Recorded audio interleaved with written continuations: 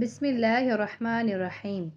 محترم ناظرین، کچھ ایسے جانور ہیں کہ جن کو گھر میں رکھنا بہت خطرناک ہو سکتا ہے، اور ان میں سے کچھ تو ایسے جانور بھی ہیں کہ جن کے سبب گھروں میں بے وقت موت تک ہو جاتی ہے۔ اس لیے آپ کے گھر میں بھی ان جانوروں میں سے کوئی ایک جانور تو موجود ہوگا، تو اسے فوراً گھر سے ابھی نکال دیں، کیونکہ جب تک وہ جانور آپ کے گھر میں موجود رہے گا، آپ کے گھر میں برکت نہیں آ سکتی، آپ کبھی بھی دولت مند نہیں بن سکتے۔ لہٰذا آج کی اس ویڈیو میں نہ صرف ہم آپ کو ان منحوس جانوروں کا بتائیں گے، بلکہ ان کو اپنے گھروں سے نکالنے کا طریقہ بھی بتائیں گے۔ محترم ناظرین، جیسا کہ ہم سب جانتے ہیں کہ تمام مخلوقات کو اللہ تبارک و تعالیٰ نے ہی پیدا فرمایا ہے، لیکن کچھ مخلوقات کو اللہ تبارک و تعالیٰ نے ہمارے لیے حلال کر دیا، جبکہ کچھ کو حرام۔ اس طرح سے کچھ ایسے جانور ہیں جو گھروں میں برکت اور رحمت لے کر آتے ہیں، جبکہ کچھ جانور گھروں میں زوال لاتے ہیں اور بے برکتی کی وجہ بنتے ہیں۔ نمبر 1، مکھی۔ علماء کرام اور بزرگان دین مکھی کا شمار نجس ترین مخلوقات میں کرتے ہیں۔ اسلامی تعلیمات کے مطابق مکھی نہ صرف گھر میں بے برکتی لاتی ہے، بلکہ رزق کی تنگی لانے کی بھی وجہ بنتی ہے۔ یہودی اور عیسائی تو مکھی کو شیطان کا دوست مانتے ہیں، اور اس کی وجہ وہ یہی بتاتے ہیں کہ مکھی کی 3000 آنکھیں ہوتی ہیں، یعنی اس کے منہ کے دونوں اطراف 1500 آنکھیں موجود ہوتی ہیں۔ عیسائیوں اور یہودیوں کا ماننا ہے کہ ان میں سے صرف 2 آنکھیں مکھی کی اپنی ہوتی ہیں، جبکہ باقی کی آنکھیں شیاطین کی ہوتی ہیں، اور ان آنکھوں کے ذریعے سے وہ انسانوں پر نظر رکھتے ہیں۔ اور تاریخ کا مطالعہ بھی ہمیں یہی بتاتا ہے کہ مچھر کے بعد انسانوں کے اندر سب سے زیادہ بیماریاں پھیلانے والی مکھی ہی ہے۔ بزرگان دین نے مکھیوں کو گھروں سے نکالنے اور گھر سے دور رکھنے کا ایک بہترین طریقہ بھی بنا رکھا ہے۔ بزرگوں کا کہنا ہے کہ مکھی، جسے عرف عام میں نیاز بو کا پودا بھی کہا جاتا ہے، آپ نے نیاز بو کے پتے لے لینے ہیں اور ان کو مسل لینا ہے، اور گھر کے ہر کونے میں کچھ پتے مسلنے کے بعد پھینک دینے ہیں۔ کچھ ہی دیر میں آپ دیکھیں گے کہ آپ کے گھر میں موجود تمام مکھیاں گھر سے باہر نکل جائیں گی۔ نمبر 2، چھپکلی۔ چھپکلی گھر میں مصیبت اور پریشانی لانے والا جانور ہے۔ علماء کرام اور بزرگوں کا ماننا ہے کہ جس گھر میں چھپکلی پائی جاتی ہے، اس گھر میں اچانک سے مصیبتیں اور پریشانیاں نازل ہوتی رہتی ہیں۔ نبی کریم صلی اللہ علیہ وسلم نے تو چھپکلی کو قتل کرنے کا حکم تک دے رکھا ہے، کیونکہ چھپکلی ایک نافرمان جانور ہے۔ جب نمرود کی جانب سے حضرت ابراہیم علیہ السلام کو آگ میں پھینکا جا رہا تھا، تو شہد کی مکھی نے اس پر بہت ہی زیادہ افسوس کا اظہار کیا تھا، جبکہ چھپکلی اس پر خوش ہوئی تھی اور نمرود کو حق پر قرار دیا تھا۔ اور یہی وجہ ہے کہ ناحق کا ساتھ دینے کی وجہ سے نبی کریم صلی اللہ علیہ وسلم نے چھپکلی کو قتل کرنے کا حکم دیا ہے۔ محترم ناظرین، اگر آپ کے گھر میں بھی بہت زیادہ چھپکلیاں پائی جاتی ہیں، تو گھر سے چھپکلیوں کو نکالنے کا ایک آسان طریقہ بھی موجود ہے کہ آپ نے انڈوں کے چھلکے لے لینے ہیں، اور گھر کے جتنے بھی کونے ہیں جن کونوں میں چھپکلیاں عام پائی جاتی ہیں، ان کونوں میں انڈوں کے چھلکے رکھ دینے ہیں۔ کچھ ہی دنوں میں آپ دیکھیں گے کہ آپ کے گھر میں جتنی بھی چھپکلیاں تھیں وہ گھر سے باہر نکل جائیں گی۔ نمبر 3، چوہا۔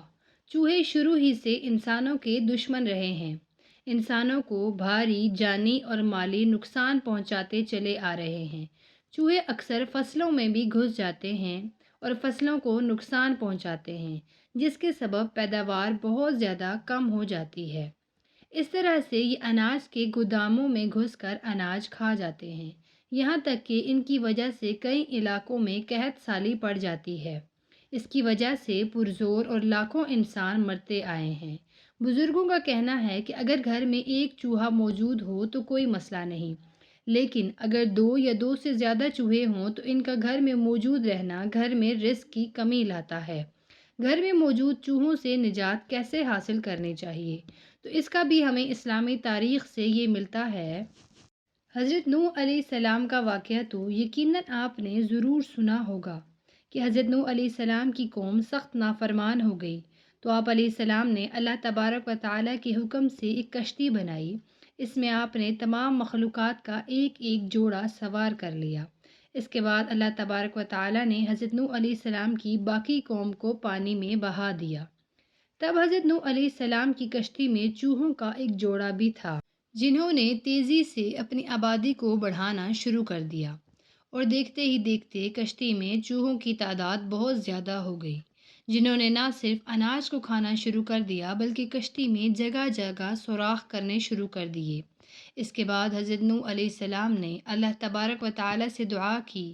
اللہ تبارک و تعالیٰ نے جبرائیل علیہ السلام کو پیغام دے کر نوح علیہ السلام کے پاس بھیجا کہ اپنی کشتی میں شیر کی پیٹھ پر ہاتھ پھیریں۔ جس کے بعد حضرت نوح علیہ السلام نے شیر کی پیٹھ پر ہاتھ پھیرا تو شیر نے ایک زوردار چھینک ماری اور بلیوں کا ایک جوڑا اس کے دونوں نتھیوں سے باہر گرا۔ بلیوں کے اس جوڑے نے کشتی کے اندر موجود تمام چوہوں کا خاتمہ کر دیا۔ اگر آپ کے گھر میں بھی بہت زیادہ چوہے پائے جاتے ہیں تو کوشش کریں کہ گھر میں ایک بلی پال لیں۔ بلی آپ کے گھر میں موجود تمام چوہوں کا خاتمہ کر دے گی۔ نمبر 4، چمگادڑ۔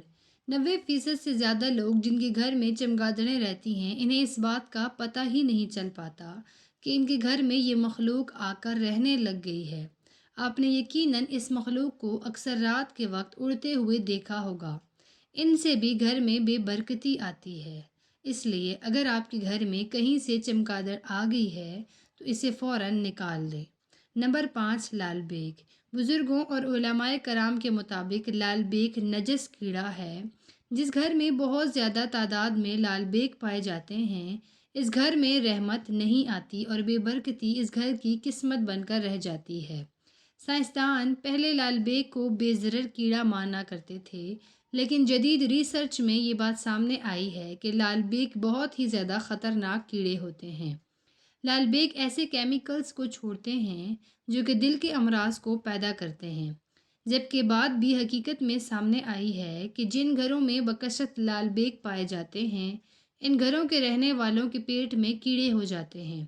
اس لیے اگر آپ کے گھر میں کبھی لال بیگ پائے جاتے ہیں تو ان سے نجات حاصل کرنے کے لیے ایک بے حد آسان طریقہ یہ ہے کہ رات کو سونے سے پہلے جتنے بھی استعمال شدہ یہ جھوٹے برتن ہیں، ان کو آپ نے دھو کر سونا ہے، اور جتنی بھی کھانے پینے کی چیزیں ہیں انہیں آپ نے اچھی طرح سے ڈھانپ دینا ہے، اور سونے سے پہلے گھر کا جتنا بھی کوڑا ہے اسے ایک شاپر میں ڈال کر گھر کے دروازے کے باہر رکھ دیں۔